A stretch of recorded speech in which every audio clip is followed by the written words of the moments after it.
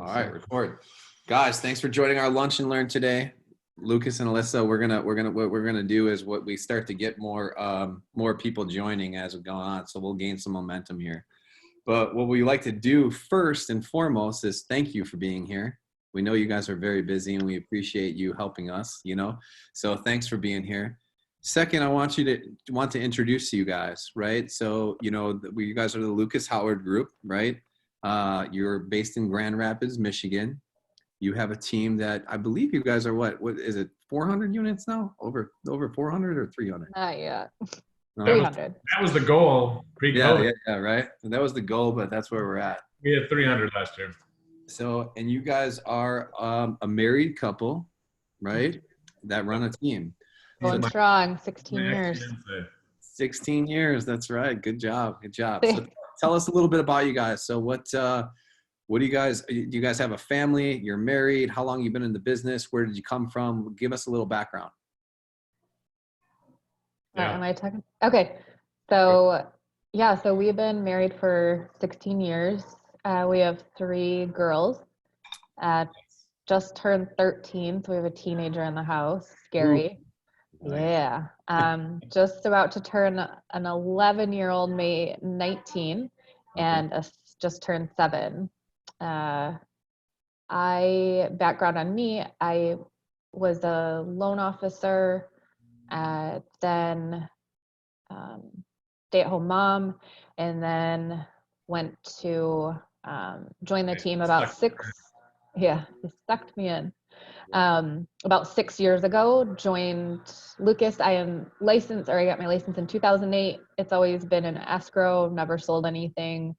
Role is director of operations.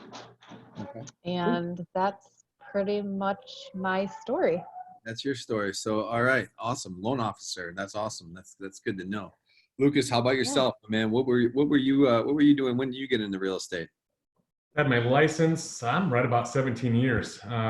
It was not my full-time gig until 2012, really. I owned everything from a tanning salon to a flooring business to I'm a licensed builder. I had a lot of things. It was actually in 2012 it changed my world. Decided to focus on real estate. I met someone who was doing 110 homes. Yeah. One of those conversations of, what do you do? I'm in real estate. Oh, me too. What's your business look like? And I was like, wait, people do that? Yeah. Well, I was like, what do you mean? 2011, he sold 110 homes.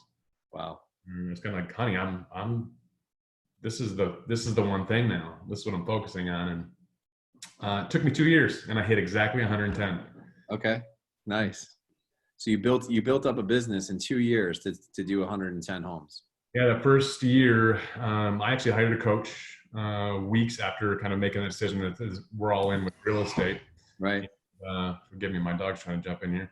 Hired a coach, and Elissa was pissed, literally smacked me in the head, and said, you're paying someone $1,100 to tell you what to do. I'll tell you what to do for free. Nice. It was a good decision. Bear with me. I'll keep talking. I'm going to shut this door. My dog is so my kids. And yeah, so that year I did 36 deals, what I call my first year in real estate. Sure. And that was 100% calling through my phone, A to Z, over and over and over again. So when people tell me, I don't know what to do, pick up your dang phone. Call people you know. People you know. That was huge. That was year one. Fast forward, built the team. I tricked Elissa into working with me, I think, in 2014. Okay. And then shortly after, hired our executive assistant, an absolute rock star. And then December 2014, hired my first agent. Okay. So really going into 2015, I think I have that right. So that's about the length of our team. And we grew to 300 units, 5 buyers agents, now 2 listing agents. Elissa, director of operations. I do have 2 ISAs. Okay. So director of ISAs, and who am I missing? Director of marketing. Got it. So Elissa, is it just you on the operations side and marketing? Executive. We have an executive assistant. An executive assistant. So and then we have a contract to close. So, Okay, cool. So you have 4. All right, because I was gonna say you're doing a ton of transactions for just Yeah, that's what I missed. before yeah, operating. we have a VA too, Okay. part-time All right right. now. So Got it. And a yeah. part-time.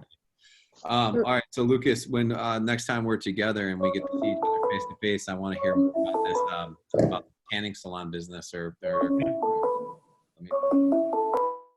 about the tanning salon business that you have. I did not know that. Yeah.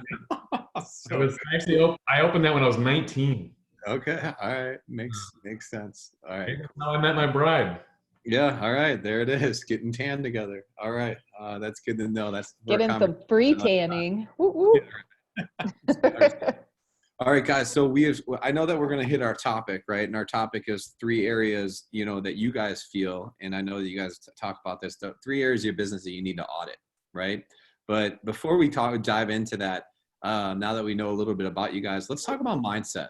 All right. We know that, we're taught that 90% of success is mindset. So what was the mindset going into how you guys approach this business pre-COVID, and what's your mindset now? Yeah, man, I'll jump in there. My brain's, I'm a chess player. I just am. It's how my brain works. Even pre-jumping in this, when we had an idea, weeks before we had an idea with our governor, we thought we're going to be locked down, we're going to be shut down, and just sat the team down and said, all right, we're not going to have a scary conversation. We're just going to have a discussion. We're going to be looking ahead. What do we need to do should this happen? Just to prepare our minds so it wasn't last minute. It was a good, deep conversation of all of us running through kind of mindset. All right, how could we help our people? How could we shift? How could we change? Like most people, I mean, I'm sure people relocate to Chicago and you guys do virtual, whatever, presentations. We had as well, but not to the fact that, hey, if we're going to have a, 70, 80-year-old person online, that we had it down so smooth coming in. So in preparation, I mean, we really hunkered down and started preparing ahead of time. Mm-hmm. We haven't until tomorrow. We're not essential till tomorrow. I mean, we haven't gotten to show one home. We haven't been able to leave our home in Michigan. And yet I think we're close to, if not just over 30 agencies taken in that time frame from home. Wow. And 20 some pendings, which is about half what we normally do in this time. Yet I'm super proud. And honestly, that mindset, I mean, I'm proud of our people. There's a lot of grit. Our Zoom calls like this go from 8 a.m. till 8 p.m. in the evening. Mm-hmm. Not everybody all in at once, and we face our struggles together. We talk about them. There's days I've personally struggled. Right. Yeah, that's just to be honest. No, absolutely. Yeah, I mean, I think as much as you can, we know that this creates opportunity and that doors will be open during this time and territory will be taken if you're doing the right activities. Mm-hmm. So we've just been, finding ways to support, we're supporting our team members in all different ways, and our huddles and conversations may look different than they did before. And it could be just like a check-in, like, how are you doing? Right. We had one that, you can tell if they're distancing a little bit, or maybe they're not on the Zoom that we're on all day, that maybe something's going on, so just being more aware, that just because us as leaders, we're there we feel like we can't have a bad day. And honestly, this has probably been one of the worst weeks that I've had, to be honest. Yeah, no, sure. And you do have bad days too, yet I think you feel like, more like you can't have a bad day because you're leading people and you want to keep them supported and focused. But they've been looking at it, just as an opportunity and taking territory. And we've been blessed that they've been super excited about it, and they see what others aren't doing and what we are doing. So that's been huge. That's awesome. Just showing, leading by example. So Elissa and Lucas, you guys both have said, hey, we have our bad days. Elissa, you're saying, like, I had a bad week this week, right? So 2 days. 2 days, right? Or started at the start of this. But do you guys show your vulnerability, or do you guys put a mask on and say, no, everything's great, or whatever? How do you guys approach that? You know us a little bit, Joe, but I'm one who's not afraid to share emotions, and I'll cry. If there's a reason to cry, I'll cry. I've done plenty of kitchen tables helping people in the downturn. We lead in that way too. Mhm. I mean, it's that much more of a natural conversation. You want your people to do good, yet if you're not willing to have the conversation, be vulnerable yourself, then Mhm. how can you expect them to? Right. So that's just real. Yeah. So no, I mean, when we communicate with other people, it's real. Hey guys, I'm struggling. You Yeah. know, time you guys tell me some jokes. Yeah. Um, Got it. What Well, would you that's guys? something too, Go ahead. real quick, just we do an admin offsite, and we talk about championing the team and, really pumping people up. That's what the admin team is there for. We're supporting the rest of the people on our team. And oh shoot, I just lost my train of thought in that. That's Hold all on, right. it'll come back. That's all right. Sorry, Come I back. get squirrel moments, so I love squirrel moments. I That's am totally a well. squirrel. Here, let me ask you guys this, okay? Yeah. You guys are talking a lot about like teams and a lot about taking the team and stuff like that. I'm looking at this, and there's a lot of people who are, this is being recorded that are going to tune in that don't have a team, right? And they're doing this by themselves right now. What advice would you give those people as well? Like, how do they keep their mindset up? What should they be doing right now? Well, I don't think that there isn't any reason that if there's other teams around you that would mind if you connected in and went in on their meetings. We had a speaker, Mike Perna, yesterday spoke at our market center, and he was mentioning about when you have people come in to your group, your people tend to perform at a higher level, right?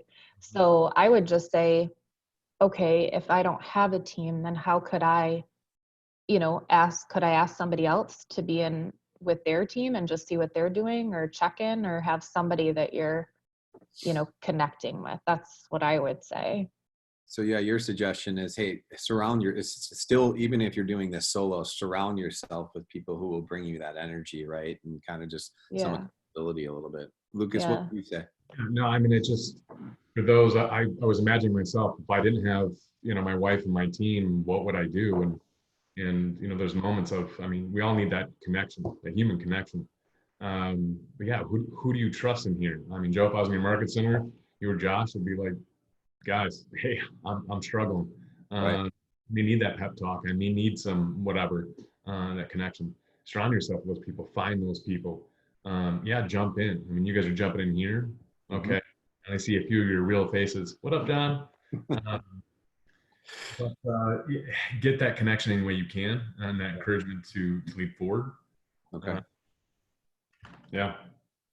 All right. Thanks, guys. Thanks for that advice. All right, Lucas, Lucas and Alyssa, let's dive into this. But Lucas, you were just interviewed by this guy, but some of us know as Gary Keller. Is that correct? That's right. Yeah. All right. Right. How did that go? How was that experience for you? Well, my team now has nicknamed me Harry Keller. Love it. Love it. It was good. First of all, it was exciting. Second of all, it freaked the heck out of me. Right. Only because I didn't know exactly what we were going to talk about for the most part. Um, I'll tie this in and how this led. Gary and I had a pre-conversation, and we talked a lot about the mindset conversations and what we're working on, and what led to the topic we talked about and I was interviewed on was partially mindset in a way, how we've been getting through. And even as an individual agent, there's something about focusing on the future that helps you get through the present. Think of that in the terms of growth, anything. It doesn't matter if it's spiritual, physical, financial, whatever else. How can you focus on that? So we've been intentional, just even my wife and I, our team and beyond, focusing on the future, coming out of this. What can we focus on now that we come out stronger? Yeah. What can we do now? I mean, if I turn this around, my little camera around, I mean, you'd see those giant sticky notes in my office wall. And that's how I personally kept saying during this time, it's focusing on the future. What Yeah. now can we focus on? And I'm looking at everything from systems to going in. What led to that conversation, Joe, I was vulnerable and opened up, is analyzing our business, our personal business with one source. We lost 330,000 in GCI last year. Whoa. Talk about being, That will leave it. That will leave it then. yeah, talk about being vulnerable and sharing that with Gary. That may have been why I was asked on. With one source, 330,000 in GCI lost. Yeah. So we started focusing in and having those conversations of what can we do now so that something like that never happens again. Right. I can, before I go into the rest of the Gary, I mean, to give you guys an idea, that was since 2012, I've played around with Google pay-per-click, just something I've done before there was sync sites and other, boom towns and things like that. Year in, year out, I did 50 deals. And last year, by us just changing mindset a little bit in the wrong direction, and this can apply as your single business too. What did you take your eye off of that you could have been accelerating on, and it hurt you? I shifted away from a lead manager. I wear a lot of hats, and that source went down to 12 closed deals versus the 50 that we did year in and year out. Wow. I'll tell you, during this time, like in the last few months, we're at 26 closed, pending, or under agencies with that one source. Right. 12 all last year. Well, it was because we started focusing and talking about the future and how we can better that and hone in on one source. Yeah. I mean, you lost your focus and it went down to 12. Is that what you're saying? And then you refocused, and all of a sudden your numbers are back up on it, right? So what you focus on expands. Fact.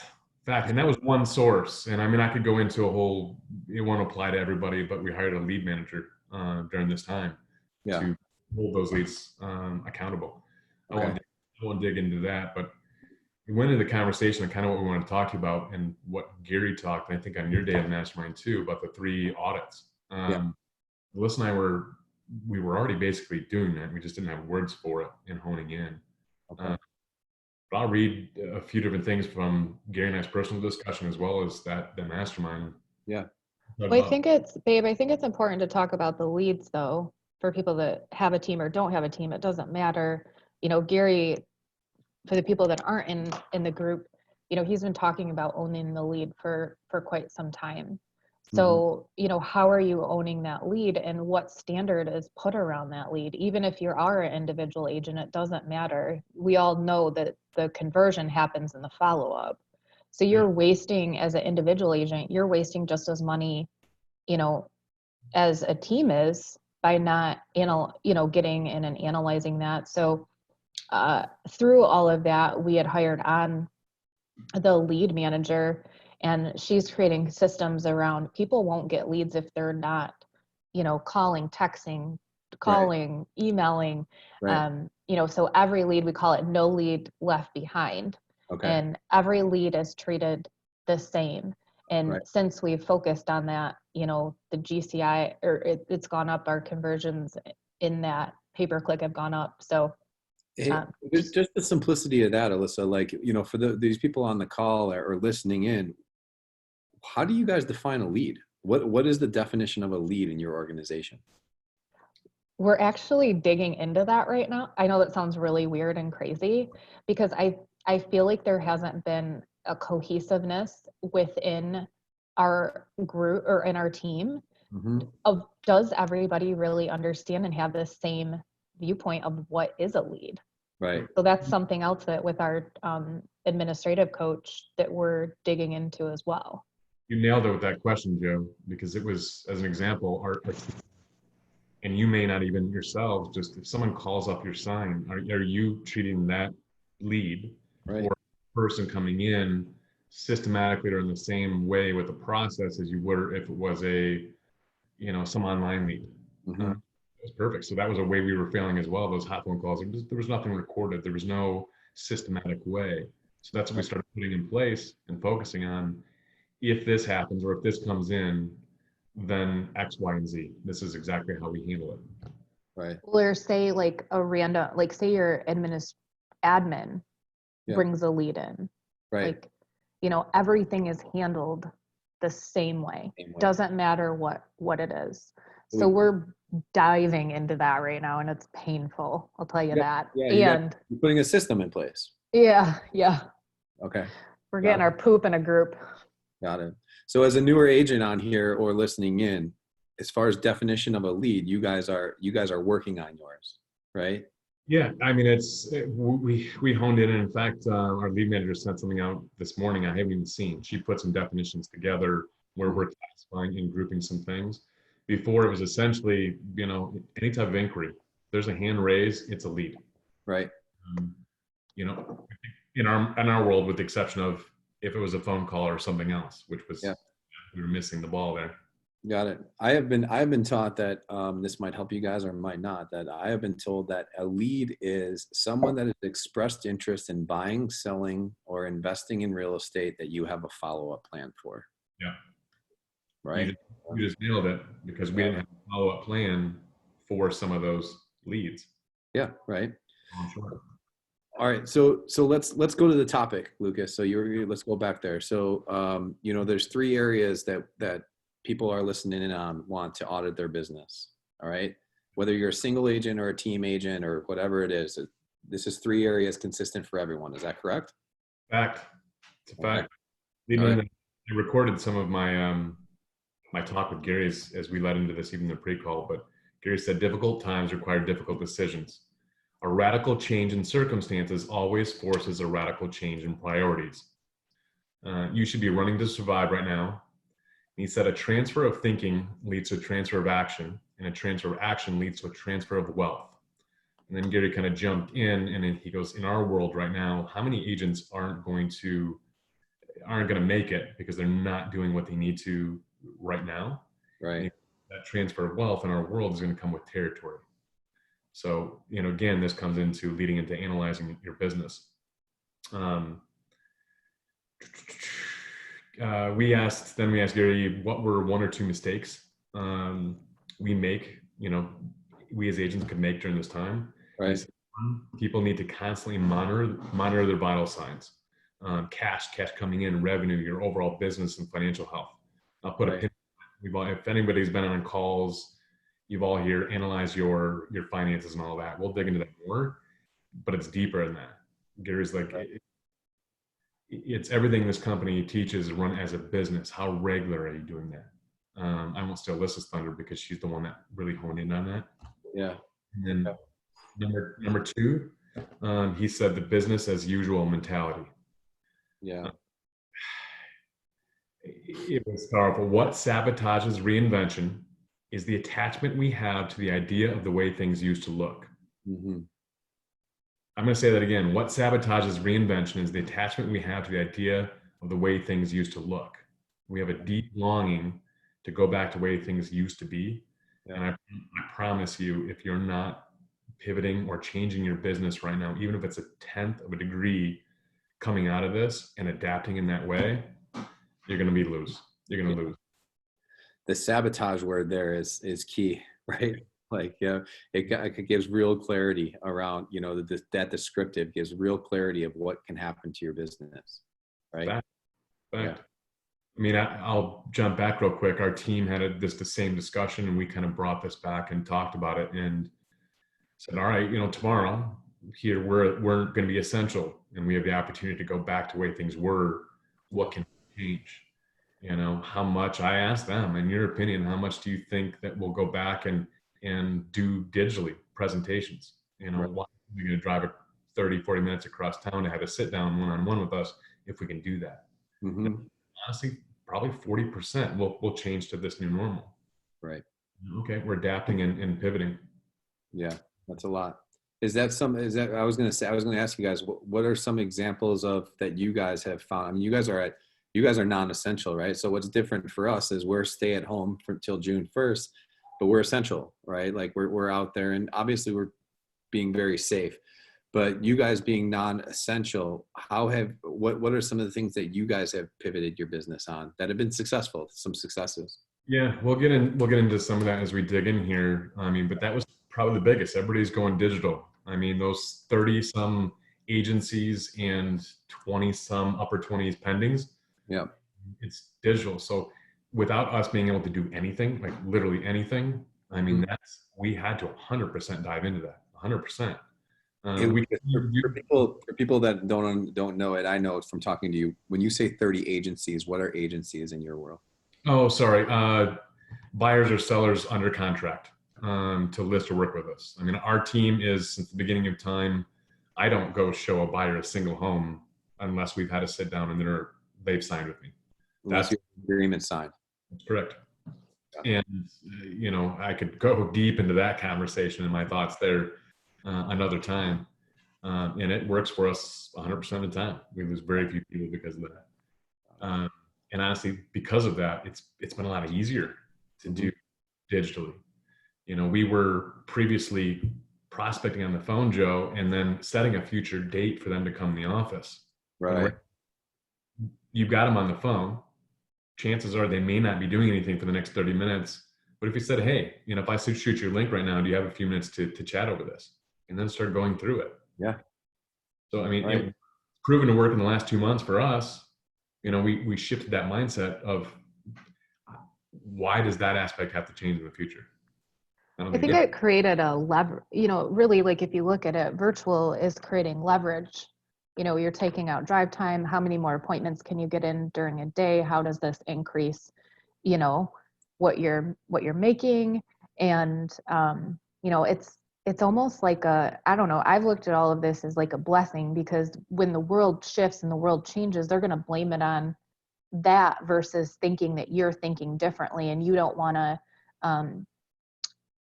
do a consult in person, or even listing sides. Like, we're not to the point yet where we have in-house listing appointments. We go to them and we'll, cover an hour. Well, that's not efficient. So really this whole craziness that just happened, I feel like created more time and efficiency for us. And also, Elissa, like to that point, conversion rates are up. I mean, how many times on this call have you set an appointment, right? And then, for Thursday at 3:00, and then they call you Thursday morning and say, oh, I got to reschedule, or like whatever. But like to Lucas's point, like, oh, wait, hey, you want to do this right now? Like, like here it is, right? So efficiencies and conversion rates are gonna go up because of this as well. I agree. Our no-show rate has been virtually zero. Right? Exactly. We're setting that appointment like for now. Yeah. Well, another thing on the virtual is we were doing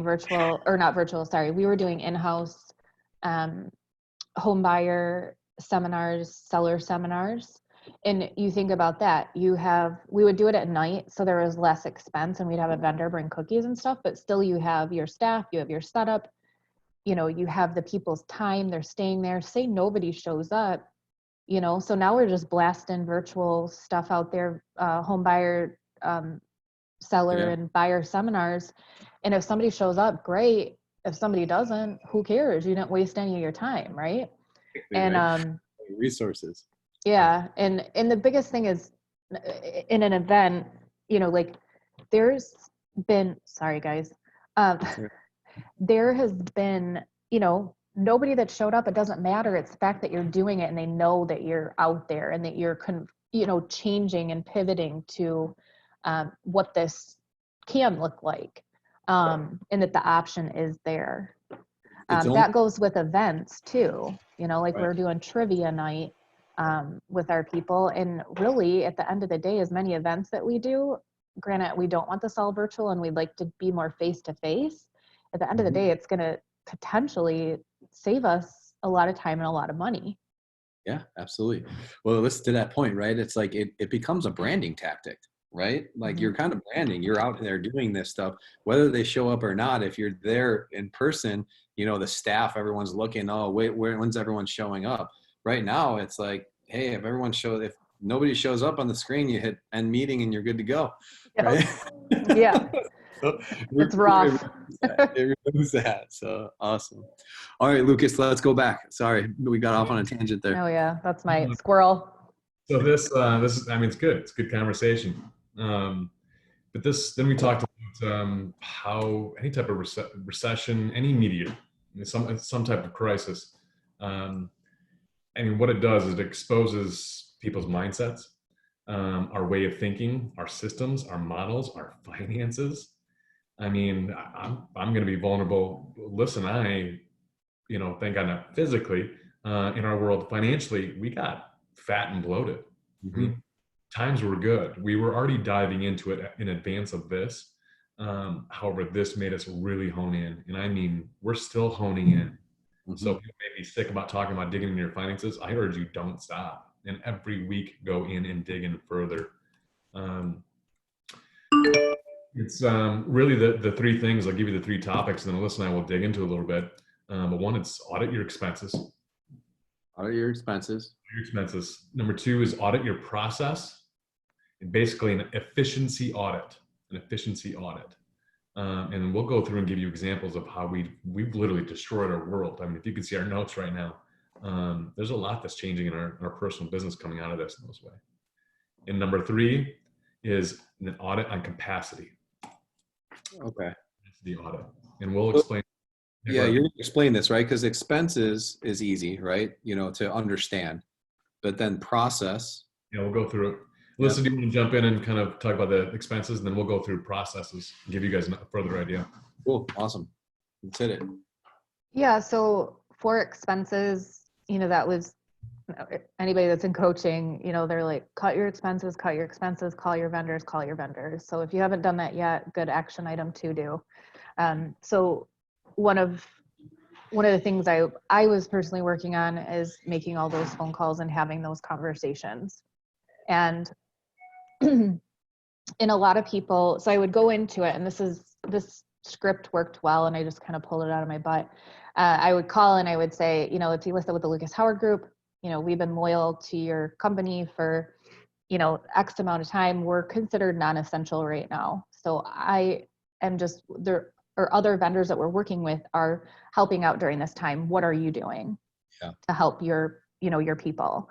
And I like that approach because I feel like some of them wouldn't have necessarily done anything, yet they dug into it because they felt the need, the way that I said it, right? They needed to do something or they'd be a big jerk.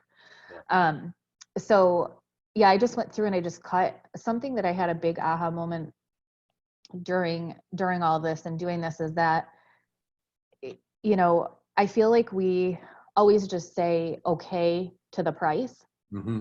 And I don't think that we need to. So that was a big eye opener, that negotiations is always on the table and it doesn't matter who the vendor is. Right. So I guess my big thing is I'm not going to settle, and I'm never going to stop negotiating with these people. So that was a big learning lesson. Kind of open up that door, right?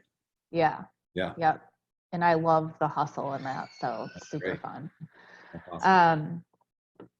So yeah, I mean, as far as expenses, I mean, when times are good, it's great. When it isn't, it shows up, right? So how are you running your business? What can you cut? Do you really need these things? What's the ROI on them?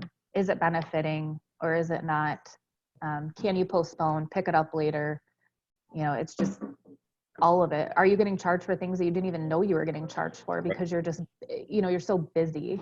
Yeah. So going into that is, and I just actually sent something to our team. I said, right now is an opportunity to change. And the worst thing that you could do is go back into things being normal and not change. Mm-hmm. And that you should always look at your business as being in a pandemic or a whatever, you know what I mean? Like always treat your business as if you're in it. Yeah. What we tend to, this is our time to do something different and not run our businesses the way that we were before. That's so Gary made to drive that point home. He goes, do you think this is the last mediator we're going to encounter? Yeah. He's like, no, I mean, you keep your businesses in check. And I mean, we're going to have other mediators. It could be this fall. It could be next year. It could be, I mean, he went in and talked about, he goes, in 2021, it was already projected to have a recession.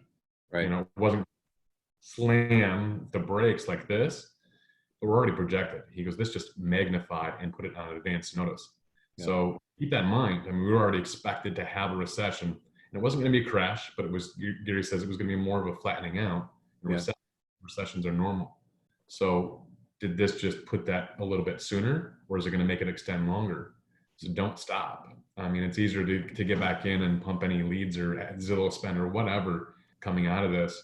For growth mode, that was always my personal excuse. Growth mode. Gotta grow. Right. Throw on those Benjamins. And right now, I just need to do one deal to make up for this. Yeah, right. How many times have we said that? Right. Yeah, way too damn many. right now proves. I mean, personally, me getting on the phone with my forever clients, I mean, in the last week, I think between Lisa and I mean, 6, 8 deals. That's not my team calling theirs. That's just me in 1 week touching. You know, when I get off this phone, I'm sending listing paperwork over to a client from someone who just called, you know, I think Saturday. You know, cutting that spend again made me analyze and focus on things. How much more profitable am I now? Cool. All right, Lucas, for time here, we only have like 8 minutes. So sorry. Here's what we want to do. Let's go over the next two. All right. Let's slam it out. Audit the process. So efficiency audit, how we do what we do so that it requires less time, less resources, and make less mistakes. Things that we used to do in 10 steps, how can we do it in 5? So Elissa is sitting here and she has just slammed going, all right, where we fallen short, where we not as efficient as we thought? Because this put a magnifying glass on our business in digging deep. In reality, we have people not coming back for that reason. You know, it's just the reality of it. I'll let Elissa dig in and then lead into the section. Yeah, so what we tend to do, and for anybody that's a single agent, this is like the best thing that's ever happened to you, because we all made a million mistakes. And you won't need to do that. So we tend to throw people at problems versus fixing systems. So that's been something that really an eye-opener, and we've been working on for actually prior to this, the importance of, you know, there's all different coaches, and we added an administrative coach into our world. Even though I'm doing, you know, huddles and stuff like that, it's always important to create systems that almost feed off in each other to create, you know, more leverage and just more efficiency. And you don't have to be the person of accountability. The system is the accountability. So it's creating more time. So yeah, I mean, in general, like processes, systems, just really testing, like if you have admin, not testing, asking questions when you're coaching them, you know, how do you feel that this is working? You know, when we get to 400, is this going to be scalable? Right. Is this the right system? When's the last time you checked out a different system? You know, just I don't want to say challenging, but asking more questions around that.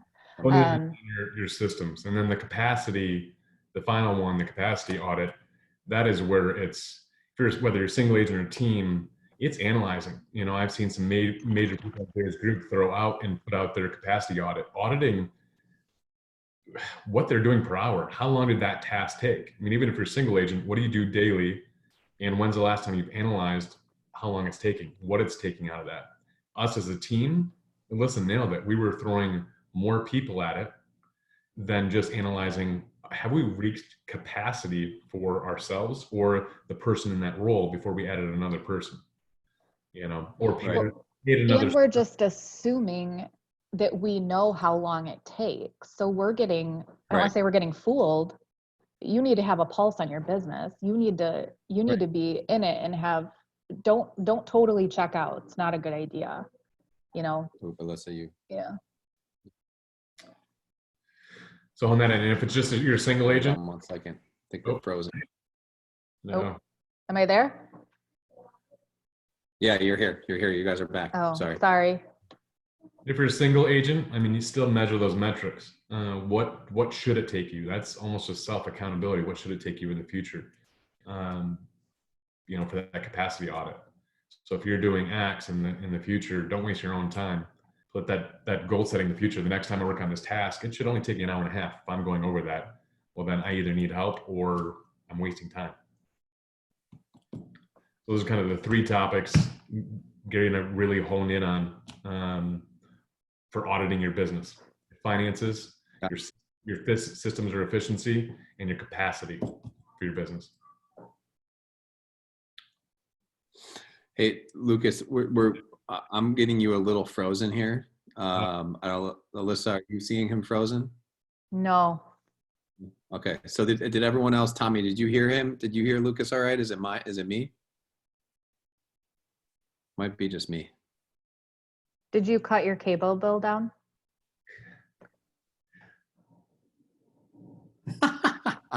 Hey, as long as you guys can hear, we're good. I heard him Tommy's just fine, saying Joe. it's good, so I just want to make that everyone else here is just fine. It's probably all my kids connected to the internet right now. Oh, Yeah. But as long as everyone else is good, we're good. Awesome. So, Elissa and Lucas, what advice can you give people right now? Like, what's the biggest piece of advice you can give, whether you're a single agent or a team agent? I'll jump in. For me personally, it was going back to the future. What have you always wanted to work in and dig in now, looking down 2 years from now in your business that you can hone in now, that you can focus on? One, I think that's just good business. It helps hone in on a business plan.